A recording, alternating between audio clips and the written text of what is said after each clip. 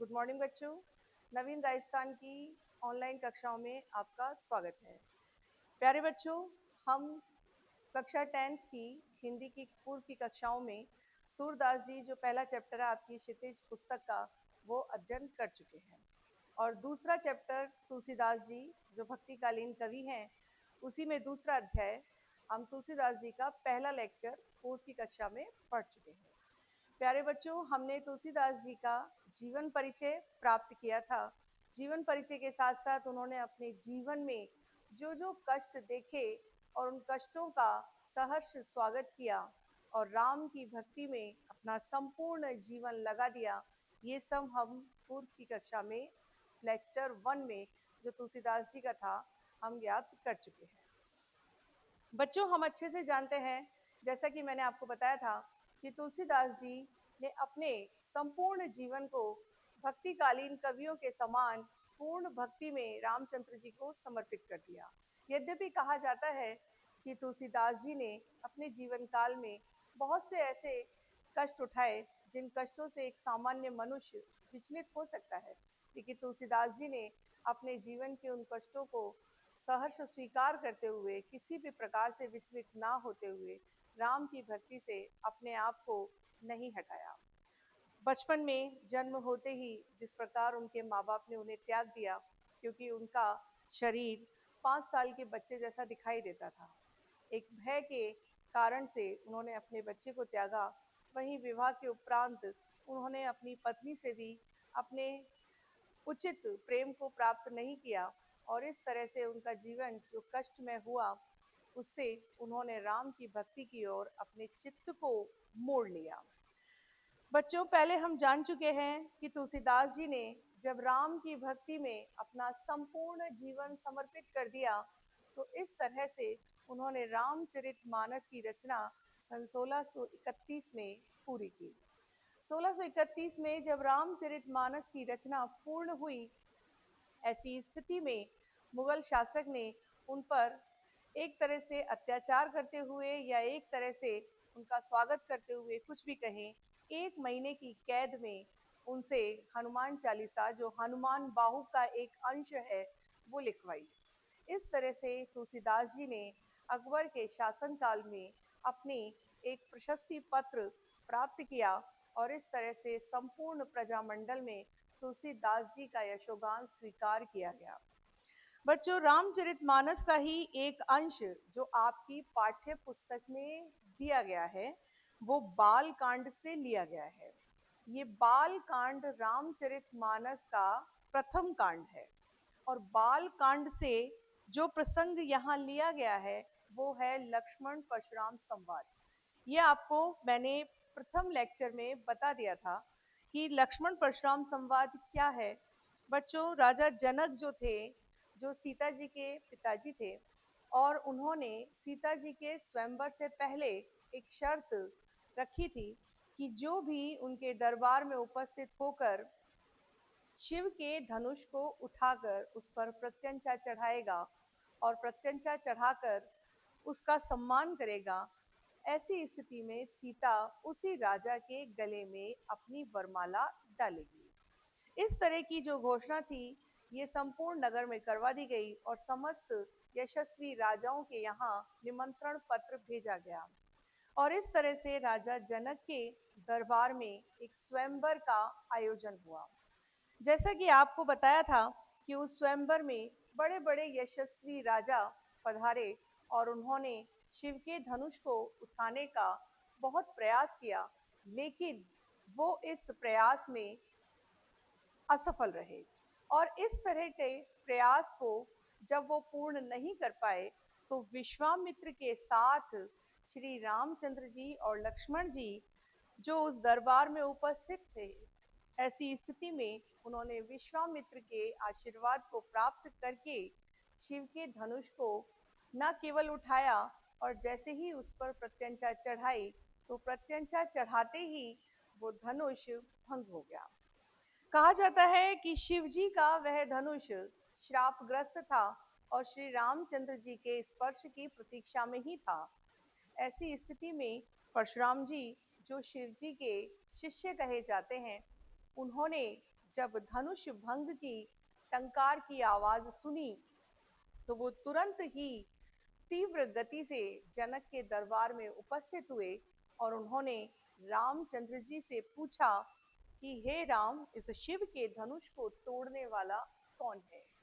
रामचंद्र जी ने बड़े सरल स्वभाव से बच्चों परशुराम जी को उत्तर दिया कि आपके इस शिव के धनुष को तोड़ने वाला कोई आपका दास है। परशुराम जी को ऐसा उत्तर देते हुए रामचंद्र जी के विनयशीलता का प्रत्यक्ष प्रमाण मिलता है और परशुराम जी उनकी विनयशीलता के कारण ही सब कुछ जानते हुए भी कि ये दास कौन है, फिर भी वो रामचंद्र जी को कुछ ना कह सके। और इसी बीच लक्ष्मण जी परशुराम जी के संवाद का उत्तर देते देते इस तरह से परशुराम जी का अपमान करने लगे कि जैसे कि वो परशुराम जी को इस बात का अनुमान कराना चाहते हैं कि रामचंद्र जी के हाथ से उस धनुष का मोक्ष हो गया है। अब परशुराम जी जो है वो लक्ष्मण जी से जो संवाद करते हैं और लक्ष्मण जी परशुराम जी को उनके जो मुखमंडल से अपनी खुद की प्रशंसा हो रही थी, जो परशुराम जी बार बार कह रहे थे कि मैंने बहुत से क्षत्रियों को मार दिया है, ऐसी जो उनकी स्वयं की प्रशंसा थी, उस प्रशंसा को रोकने के लिए और उनको इस बात का अनुमान कराने के लिए कि स्वयं के मुखमंडल से अपनी प्रशंसा नहीं करनी चाहिए, ऐसा सोचते हुए लक्ष्मण जी ने परशुराम जी को बहुत सी वीरोचित बातें बताई और कहा कि एक वीर के लिए क्या उचित है और क्या अनुचित है। तो लक्ष्मण जी और परशुराम जी के मध्य हुआ संवाद यहाँ दिया गया है। बच्चों, प्रत्येक पद में अलग अलग वार्तालाप है, जहां लक्ष्मण जी ने कुछ कहा है वहां परशुराम जी ने उत्तर दिया है और बीच में एक जगह विश्वामित्र भी परशुराम जी को समझाएंगे और कहेंगे कि इन बालकों की बात पर ध्यान न दें। कुल मिलाकर 6 पद इस तुलसीदास के प्रसंग में दिए गए हैं और इन 6 पदों में जो प्रथम की 2 पंक्तियां हैं, जो प्रथम पद की केवल 2 पंक्तियां हैं, उन 2 पंक्तियों में रामचंद्र जी ने परशुराम जी को अपना दास बताया है। उसके बाद परशुराम जी ने जो कहा, लक्ष्मण जी ने उत्तर दिया। अब यहाँ ध्यान देने की बात यह है बच्चों कि यहाँ पूरा प्रसंग एक ही चल रहा है, लक्ष्मण जी का और परशुराम जी का। तो हम प्रत्येक पद में प्रसंग को ज्यादा नहीं बदलेंगे और वही प्रसंग रखते हुए हम पदों का हिंदी अर्थ और व्याख्या करेंगे। अब मैं आपको प्रथम पद का प्रसंग बता रही हूं और यही प्रसंग लगभग सभी में बराबर रहेगा। प्रथम पद का प्रसंग यदि आप संदर्भ अलग से लिखते हैं जैसे आपको बताया गया है, तो प्रथम पद का जो संदर्भ है वो यही है कि प्रस्तुत पद हमारी पाठ्य पुस्तक क्षितिज के पद्य भाग से लिया गया है, जिसके रचयिता गोस्वामी तुलसीदास जी हैं और ये रामचरितमानस के बाल कांड से उद्धृत है। इतना आपको संदर्भ में लिखना है। उसके बाद प्रसंग लिखना है। प्रसंग में आपको ये पूरी बात आपको बतानी ही पड़ेगी कि जनक के दरबार में सीता स्वयंवर के आयोजन के दौरान जब अनेक राजा धनुष को उठाने में निष्फल हो गए, ऐसी स्थिति में श्री रामचंद्र जी ने विश्वामित्र की आज्ञा प्राप्त करके और शिव के धनुष को उठाकर उस पर प्रत्यंचा चढ़ाते हुए शिव के धनुष को भंग कर दिया और भंग करते हुए परशुराम जी ने जो टंकार की भयंकर आवाज सुनी, उससे क्रोधित होते हुए दरबार में उपस्थित होकर उन्होंने रामचंद्र जी से पूछा कि हे राम, शिव के धनुष को भंग करने वाला कौन है। इतना प्रसंग आपको बताना ही पड़ेगा क्योंकि प्रसंग बताए बगैर किसी भी तरह से इसकी व्याख्या अधूरी मानी जाएगी। अब रामचंद्र जी परशुराम जी के प्रश्न का उत्तर देते हुए कहते हैं, ये पद हमने पूर्व की कक्षा में यद्यपि पढ़ लिया था, फिर भी दोहरान के रूप में आपको मैं इसे दोबारा समझा देती हूँ। नाथ संबुदनु भंज निहारा, होई क्यों इक दास तुम्हारा। हे स्वामी, नाथ यानी हे स्वामी, शंभु धनु यानी शिव के धनुष को, भंज निहारा यानी तोड़ने वाला कोई एक तुम्हारा दास है। अब यहाँ दास के रूप में कहने का तात्पर्य है कि आपका सेवक है। वहीं परशुराम जी को वो आगे कहते हैं, आयसु का कहिए किन मोही। आपको कुछ महत्वपूर्ण शब्दार्थ जो किताब के पीछे हैं उसके अलावा जो जरूरी होंगे वो बोर्ड पर लिखवा दिए जाएंगे, वो आपको ध्यान से देखने हैं। आयसु कहा कहिए किन मोही, सुनी रिसाई बोले मुनि को ही। आज्ञा कहा, आयसु यानी आज्ञा, कहा यानी क्या, कहिए यानी कहते, किन यानी क्यों नहीं, कही यानी कहो। हे मुनिवर, क्या आज्ञा है, आप मुझे कहते क्यों नहीं। सुनी रिसाई बोले मुनि को ही। सुनी यानी सुनकर, रिसाई यानी क्रोधित होकर कोई मुनिवर बोलने लगे। अब परशुराम जी जब रामचंद्र जी की विनयशीलता से भरे हुए दो पंक्तियों को सुनते हैं तो उन्हें तुरंत लगता है कि ये बालक जो है ये बड़ा चपल है और अपनी भ्रष्टता को छिपाने के लिए, अपनी उद्दंडता को छिपाने के लिए इसने बड़ी विनयशीलता के साथ ये बात कह दी कि शिव का धनुष तोड़ने वाला कोई आपका दास है। अब परशुराम जी उनके प्रश्नों का उत्तर देते हुए कह रहे हैं, सुनहु राम जेहि शिव धनु तोरा, सहस्र बाहु सम सो रिपु मोरा। हे राम, सुनिए, जिसने भी शिव के धनुष को तोड़ा है वह सहस्र बाहु के समान मेरा परम शत्रु है। सेवकु सोजो करे सेवकाई, अरि करनी करी करिए लड़ाई। हे राम, सेवक वो होता है जो सेवा करता है और तुमने तो शत्रु का कर्म किया है और लड़ाई की है।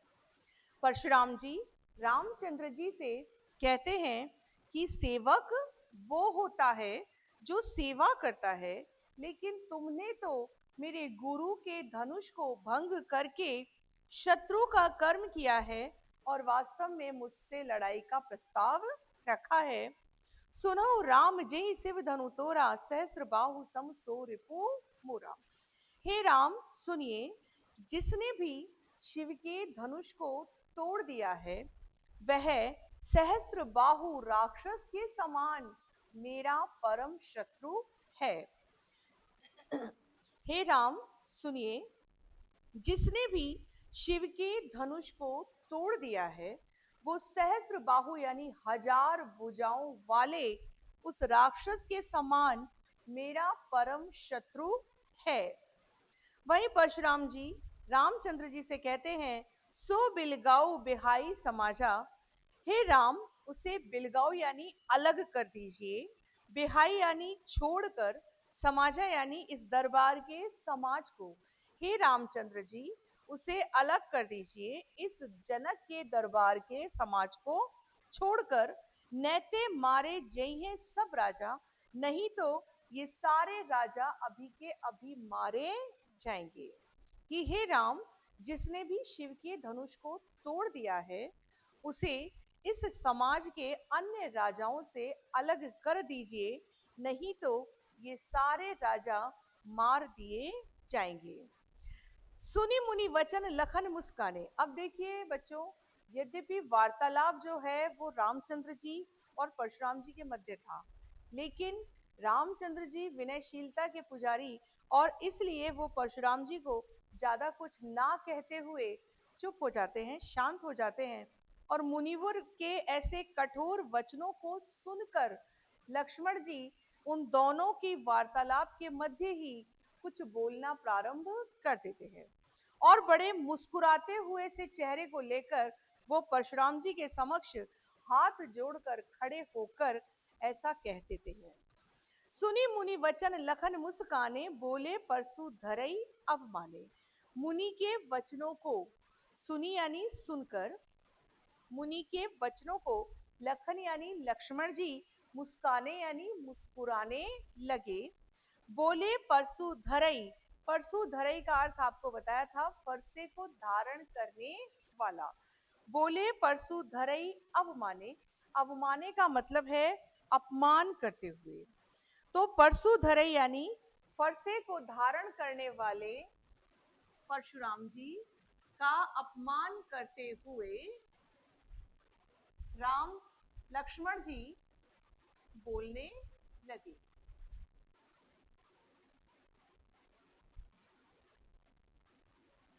अवमाने का मतलब है अपमान करते हुए,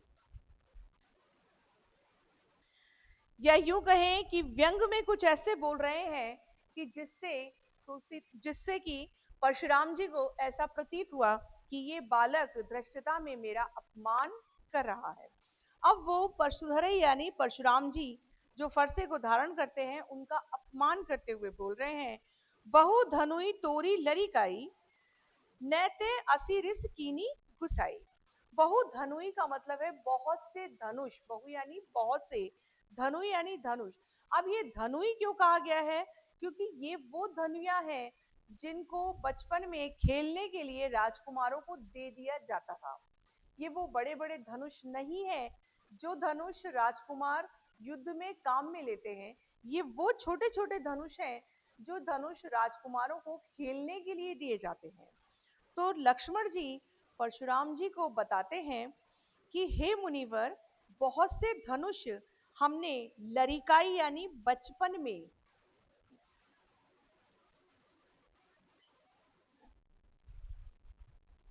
लरिकाई यानी बचपन में हमने बहुत से धनुष तोड़ दिए हैं। बचपन में हमने बहुत से धनुष तोड़ दिए हैं।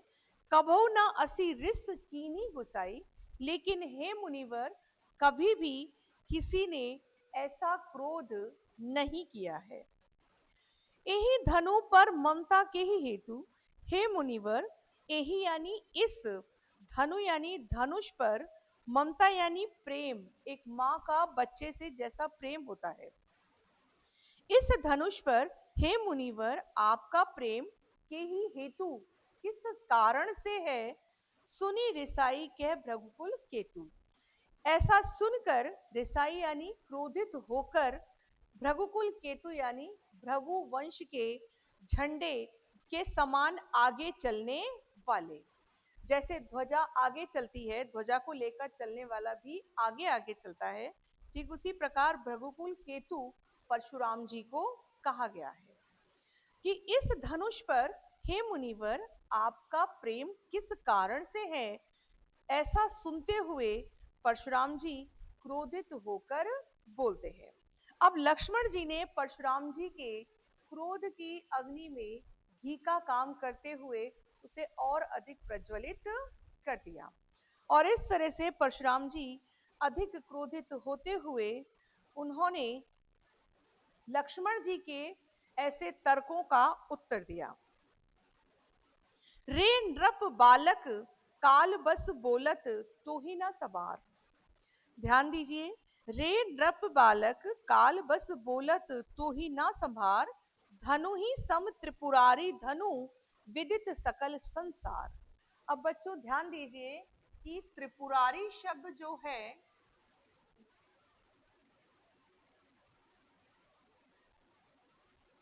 ये शिव जी के लिए आता है। वास्तव में त्रिपुर जो थे वो 3 राक्षसों के त्रिपुर थे। 3 राक्षस थे।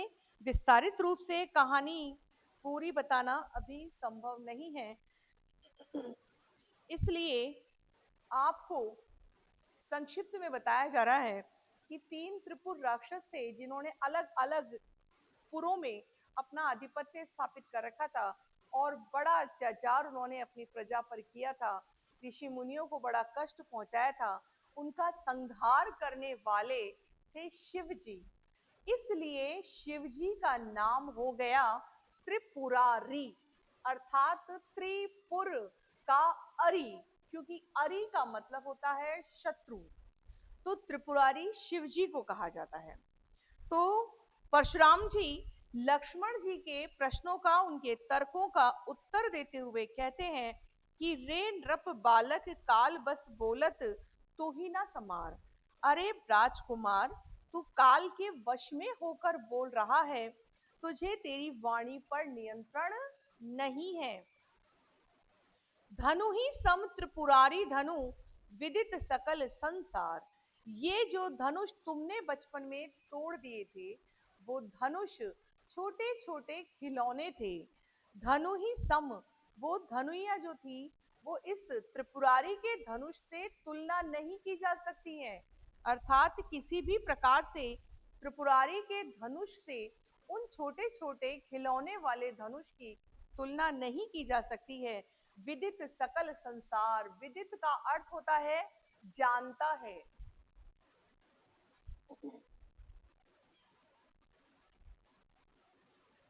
ये सारा संसार जानता है कि ये त्रिपुरारी का धनुष है और त्रिपुरारी के धनुष से किसी भी प्रकार से अन्य धनुष की तुलना नहीं की जा सकती है।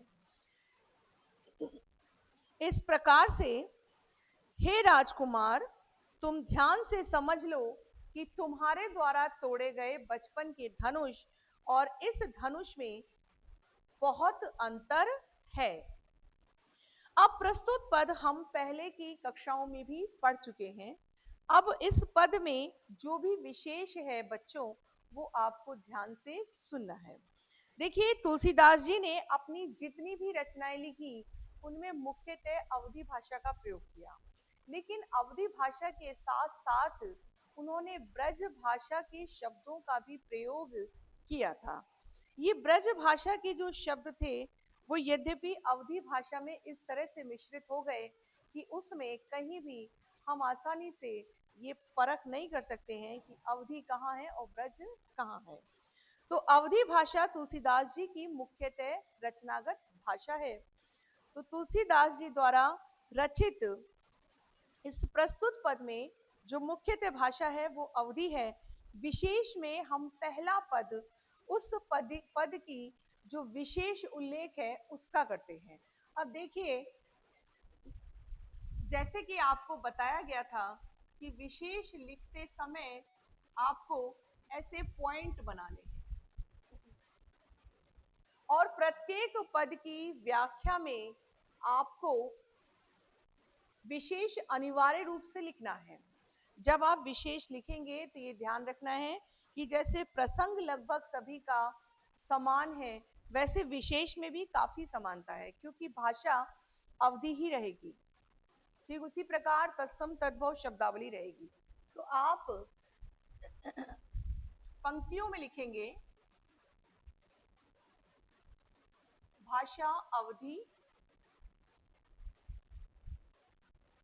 फिर दूसरा संक्षिप्त में है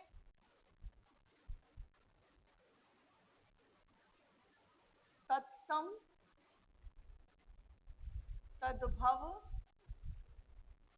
शब्दावली।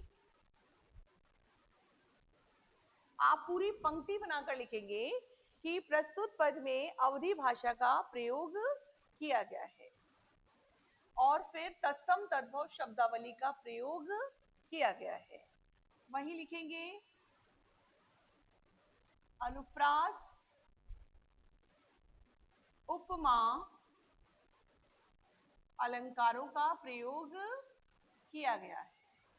वहीं चौथा पद लिखेंगे वीर रस, रौद्र रस और विनय या शांत रस। आप कहेंगे कि तीनों रस एक साथ एक पद में किस प्रकार? तो प्रथम दो पंक्तियों में जहां रामचंद्र जी ने कहा है परशुराम जी को उत्तर देते हुए, तो वहां है विनय या शांत रस। फिर लक्ष्मण जी ने वीरता के साथ जिस प्रकार परशुराम जी को उत्तर दिया है वो है वीर रस, और वही रौद्र रूप में यानी क्रोध के रूप में परशुराम जी ने जो भी कहा है वो है रौद्र रस। इस प्रकार तीनों रसों का प्रयोग प्रस्तुत पद में किया गया है। वहीं इन रसों के प्रयोग के साथ भी आपको ध्यान रखना है कि वीर रस और रौद्र रस के साथ में हमेशा ओज गुण का प्रयोग होता है, क्योंकि गुण कितने हैं? 3 हैं, ओज, प्रसाद और माधुर्य। तो जहां भी वीर और रौद्र रस होता है वहां इन ओज गुण का ही प्रयोग होता है। इस प्रकार से आपको 5 पॉइंट विशेष रूप से विशेष में लिखने ही हैं। अब ये प्रथम पद जो है ये संपूर्ण हुआ और दूसरा पद प्रारंभ होता है। देखिए दूसरे पद में लक्ष्मण जी परशुराम जी से कहते हैं। अब ये बात तो हमें पता है कि लक्ष्मण जी परशुराम जी से कह रहे हैं, वही ये बात ध्यान रखनी है कि प्रसंग को हमें बदलना नहीं है, क्योंकि प्रसंग उसी प्रकार से हमें रखना है जिस प्रकार से प्रथम पद में था, और वो पूरी बात स्पष्ट करनी होगी कि जनक के दरबार में सीता स्वयंवर का आयोजन हुआ और सीता स्वयंवर के आयोजन में बहुत से राजाओं ने शिव के धनुष को उठाने का यद्यपि प्रयास किया, लेकिन वो उसे तिल मात्र भी हिला नहीं पाए। ऐसी स्थिति में विश्वामित्र जी का आदेश प्राप्त करके रामचंद्र जी ने शिव के धनुष को उठाया और उस पर जैसे ही प्रत्यंचा चढ़ाई शिव का धनुष भंग हो गया। परशुराम जी ऐसे शिव के धनुष को, जो उनके गुरु का धनुष है, टूट जाने की आवाज सुनकर तुरंत दरबार में उपस्थित होते हैं और उपस्थित होकर रामचंद्र जी से पूछते हैं कि हे राम, इस धनुष को तोड़ने वाला कौन है? रामचंद्र जी के उत्तर को पाकर लक्ष्मण जी बीच में ही परशुराम जी के क्रोध को शांत करने के लिए उनसे अनायास ही मुस्कुराते हुए कह देते हैं। अब ये बात जो परशुराम जी से कह रहे हैं वो लक्ष्मण जी कह रहे हैं, तो हमें इसी प्रकार आगे पढ़ना है। लखन कहा हसी हमरे जाना, सुनो देव सब धनुष समाना। लक्ष्मण जी परशुराम जी से कहते हैं कि हे देव, हमने तो अब तक ऐसा ही जाना है। लखन कहा हसी हमरे जाना, लक्ष्मण जी कहते हैं कि हे देव, हमने तो अब तक ऐसा ही जाना है, सुनो देव सब धनुष समाना। हे देव सुनिए, हे मुनिवर सुनिए कि सारे धनुष समान ही होते हैं। कि हे मुनिवर, सारे धनुष समान ही होते हैं, ऐसा ही हमने अब तक सुना है। का छति लाभ जून धनु तोरे। अब जून का मतलब आप मई जून से नहीं लेंगे बच्चों, जून का मतलब होता है पुराना। यहां जो जून शब्द लिखा है ये महीनों के नाम वाला नहीं है, ये जून का मतलब होता है पुराना। और छति शब्द जो है ये तद्भव रूप है शती का। छति लिखा है, वास्तव में इसका असली रूप होता है वो होता है शती, और शती का मतलब होता है हानि।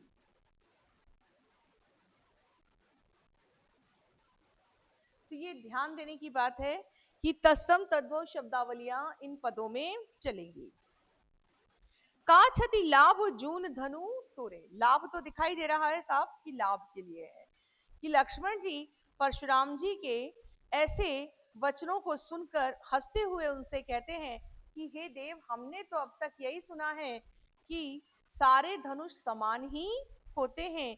का छति लाभ जून धनु तोरे, एक पुराने धनुष के टूट जाने से क्या तो हानि और क्या लाभ। पुराना धनुष था, टूट गया तो टूट गया, इसे धनुष के टूटने से क्या तो हानि और क्या लाभ है। देखा राम नयन के भोरे, हे रामचंद्र जी को ध्यान से देखिए परशुराम जी कि ये नैनों से कितने भोले भाले दिखाई देते हैं। लक्ष्मण जी परशुराम जी से बड़ी चपलता के साथ उनको ऐसा कहते हुए समझाते हैं कि हे मुनिवर, ध्यान से देखिए ये रामचंद्र जी नेत्रों से कितने भोले भाले दिखाई देते हैं। ऐसे रामचंद्र जी को देखकर आपको कहाँ लगता है कि इन्होंने किसी व्यक्तिगत कारण से शिव के धनुष को तोड़ दिया होगा। ऐसे पुराने धनुष के टूटने से क्या तो हानि और क्या लाभ है।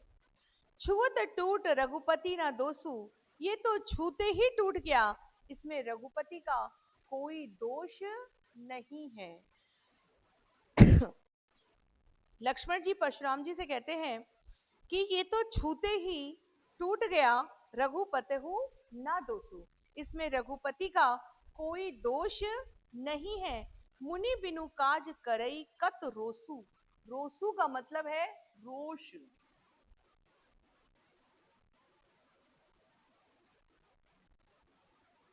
और रोष का अर्थ है क्रोध। अब देखिए, ये रोसु, रोसु आपका तद्भव और ये तत्सम रोष, और रोष का अर्थ है क्रोध। इस तरह से तत्सम तद्भव शब्दों पर भी ध्यान देना है।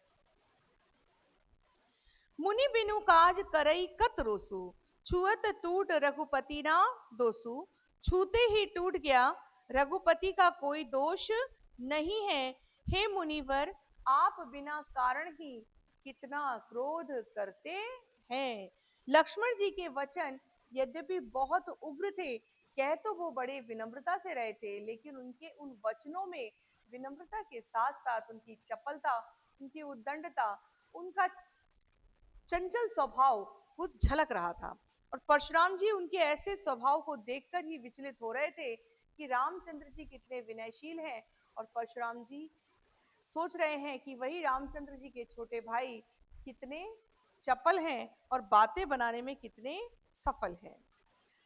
छुअत टूट रघुपति ना दोसु, मुनि बिनु काज करई कत रोसु, छूते ही ये टूट गया, हे रघुवर का इसमें कोई भी दोष नहीं है। मुनि बिनु काज करई कत रोसु, हे मुनिवर, आप बिना कारण ही कितना क्रोध करते हैं। बोले चितई परसु की ओरा, रे सट सुनई सुभाऊ न मोरा। अब देखिए, इसमें लिखा है सुभाऊ, तो सुभाऊ का मतलब है स्वभाव। ये परशुराम जी के लिए आया है कि सुभाऊ का मतलब है कि हे मुनिवर, लक्ष्मण जी की बातों को सुनकर मुनिवर जो हैं वो परशुराम जी जो हैं वो अपने फरसे की ओर अपना इशारा करते हुए लक्ष्मण जी से कहते हैं कि हे लक्ष्मण, तुम कितने उद्दंडी हो। और मुनिवर बोलते हैं संपूर्ण सभा की ओर संकेत करते, रे सठ सुनई सुभाव न मोरा, अरे दुष्ट, सठ का मतलब है दुष्ट, अरे दुष्ट, तूने मेरे स्वभाव के बारे में क्या नहीं सुन रखा है। मेरा स्वभाव जो है वो बड़ा क्रोधी है, और मैं क्रोध के कारण कुछ भी कर जाता हूँ, मुझे उस बात का पछतावा भी नहीं होता है। रे सठ सुनई स्वभाव न मोरा, बालक बोले बधो नहीं तो ही, केवल मुनि जड़ जान ही मोही। अब यहाँ परशुराम जी लक्ष्मण जी से कह रहे हैं कि हे बालक, तू केवल मरने के योग्य ही है, लेकिन मैंने तुझे बालक कहा है, इसलिए तुझे मार नहीं सकता। बालक बोली बधो नहीं तो ही, हे बालक, ऐसी उद्दंडता मैंने आज तक किसी की स्वीकार नहीं की। तुझे मैंने बालक बोला है, इसलिए मैं तेरा वध नहीं कर सकता। केवल मुनि जड़ जान ही मोही, लेकिन तू मुझे केवल जड़ मुनि ही समझ रहा है। अब आप समझेंगे कि जड़ का क्या मतलब होता है।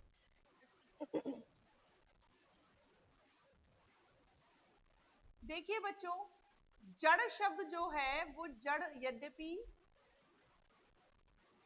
पेड़ के लिए होता है कि जो चलती नहीं है, जो चलायमान नहीं है, उसे हम जड़ कह देते हैं। यहाँ जड़ शब्द परशुराम जी ने अपनी ओर संकेत करते हुए लक्ष्मण जी को बताया है कि यदि वो और मुनियों की तरह मुझे भी स्थिर स्वभाव का या क्रोध ना करने वाला समझ रहा है, तो ये उसकी सबसे बड़ी भूल है। वो एक स्थिर मुनि नहीं है, अर्थात उन्हें क्रोध आता है, और जब क्रोध आता है तो वो किसी पर भी ध्यान नहीं देते हैं। और तब ऐसी क्रोध की स्थिति में परशुराम जी को उचित अनुचित सही गलत कुछ भी दिखाई नहीं देता है। तो बच्चों, परशुराम जी लक्ष्मण जी की ओर संकेत करते हुए कहते हैं कि हे बालक, तुझे मैंने बालक कहा है इसलिए तेरा वध नहीं कर सकता हूं, लेकिन तू मुझे केवल जड़ मुनि ही ना समझ। मैं तेरा वध नहीं कर सकता तो इसका तात्पर्य यह कदापि नहीं है कि तू मुझे स्थिर मुनि समझ ले। स्थिर मुनि ना समझते हुए तू ध्यान से देख कि मैंने कितने लोगों का संहार कर दिया है।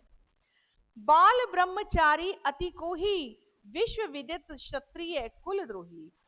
हे बालक, बता इस पूरी सृष्टि में मुझसे बड़ा कोई बाल ब्रह्मचारी तूने देखा है? अति शब्द का मतलब है विशाल, बहुत बड़ा।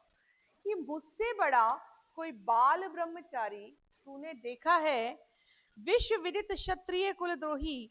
विश्व यानी संसार। अब ये विश्व लिखा है जिसको हम विश्व पढ़ेंगे कि विश्व विदित, विदित यानी जानता है, कि क्षत्रिय कुलद्रोही, मैंने पूरे क्षत्रिय कुल का नाश कर दिया था। अब बच्चों, मैं आपको पहले की पूर्व की कक्षा में जब मैंने प्रथम पद पढ़ाया था तब आपको ये बात बता दी थी कि परशुराम जी जो हैं वो क्षत्रिय कुल के द्रोही क्यों कहे गए हैं। मातृ और पिता के ऋण को चुकाने के लिए बहुत पूर्व समय में जो इन पर, इनके पूर्वजों पर जो कोई दोष लगा हुआ था, उस दोष को उतारने के लिए, जो दोष क्षत्रियों के द्वारा लगाया गया था, उस दोष को उतारने के लिए इन्होंने अपनी मां के कहने के अनुसार क्षत्रिय कुल का नाश कर दिया था। और एक बार ही नहीं, कई बार ऐसा कर दिया था। ये क्षत्रियों के राज्य को आगे नहीं बढ़ने देना चाहते थे। ऐसे ब्राह्मण जो पूरी सृष्टि में ब्राह्मण होते हुए जिन्होंने सबसे अधिक क्रोधी स्वभाव को धारण किया, ऐसे परशुराम जी ने कई बार क्षत्रिय कुल से विहीन हमारी पृथ्वी को कर दिया था। तो वही बात परशुराम जी लक्ष्मण जी को याद दिला रहे हैं कि हे बालक, क्या तुम्हें ये ज्ञात नहीं है कि मुझसे बड़ा कोई बाल ब्रह्मचारी नहीं है, और सारा संसार जानता है कि मैंने क्षत्रिय कुल का नाश कर दिया है। भुज बल भूमि भूप बिनु कीनी, विपुल बार मही देवन दीनी। अब ध्यान दीजिए कि ये मही देवन क्या होता है बच्चों। मही का मतलब होता है पृथ्वी।